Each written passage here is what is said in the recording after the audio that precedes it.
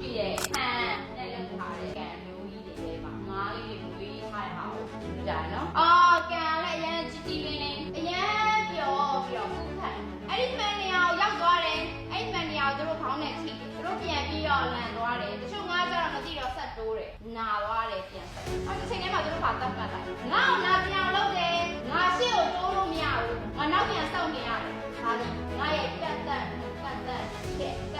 နေနေဖြစ်ဒါဒီငါဘဝငါဝေးလာတဲ့ဒီကိုင်းထဲမှာနေတယ်ငါဘဝသူတို့ဘဝလုံးစာအဲ့ဒီအလေးကိုသုံးလိုက်တာကျမတို့လူသားတွေမှာလည်းအဲ့လိုပဲနာကျင်ရတယ်ခံစားရတယ်ဒေါသဖြစ်တယ်စင်မပြေဖြစ်တယ်တရက်တာလည်းစင်ပြေသွားတယ်ကျွန်းနေတောက်သားတွေရှိတယ်ကောင်းရင်ဆန့်မယ်မကောင်းရင်ခံဒါဟာဘဝအဲ့ဒါကိုလက်ခံထားတဲ့ဒီမှာဒါအဲ့ဒါဒီဘဝဖြစ်ဘဝက